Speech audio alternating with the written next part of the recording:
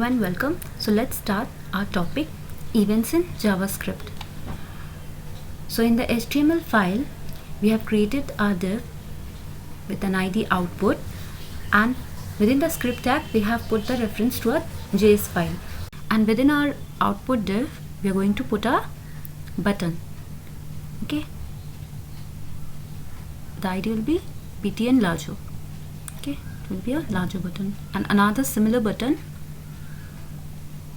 with an ID btn smaller. Okay, and in our JS file we'll create the reference to both our buttons. Okay, now let size equal 1. Let the initial size be 1. Okay, for both the buttons. Now let's add an event listener to a larger button so that on click of that button its size increases. Okay, so in the second parameter we're putting the arrow function, the handler in fact.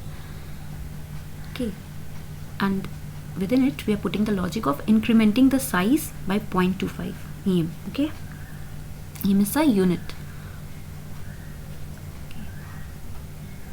So basically writing document.getElement by id btn larger style.font size equal, and we'll assign the increased size to it along with the unit, as I said, em.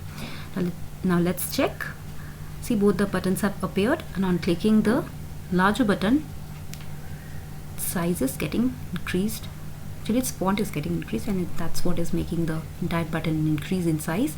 See, on clicking on the smaller button nothing is happening because we have yet not created any handler function for it. Okay, no event listener for it. So now we'll go ahead with our smaller button and add the event listener to it. Okay, it will be similar except that the size will this time get decremented by 0.25 em. Okay, see, okay, it's getting decremented, the size is getting smaller. Okay, now next see, this arrow function could be written in this form also. See, the functionality is still working fine. And next we can also write it in this way. Just mention the event handler function's name. We can write this function separately, but the best way is of course writing in an arrow function though. Okay, see, it's working fine. Okay, now let's go ahead with the okay, now let's add this e. This e represents our event. Okay, it will give us all the information related to our event, be it a click event or mouse over event or anything. So we have to remember that e references the actual event.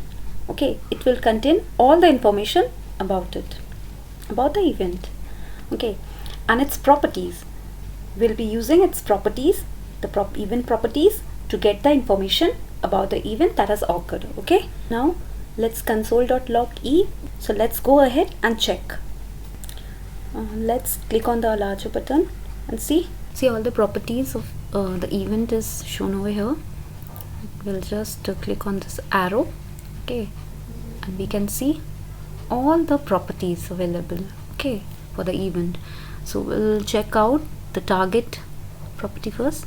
So target, which the event has been triggered from which target. Okay, so it is from btn larger, so larger button, right? Okay, next we can check. See, control key, so it means like no control key has been pressed, so that's why it's false. Okay, our shift key value is also false as it has not been pressed. Okay, and target element are similar, our larger button. Okay, next we are going to check that while clicking our larger button whether we are going to press shift key or not. If we are pressing the shift key, will be shown an alert in our browser saying that you have pressed the shift key. Okay, let's see. So we are clicking the larger button, pressing our shift key. See, the alert has been shown. Okay, now let's try to print which key we are pressing and its code also. For that, what we are going to do, we are going to use two variables, name and code. Name equal e.key, code equal e.code. Okay, and let's see. Yes, see, on pressing control left we are clicking on the larger button, showing us control left.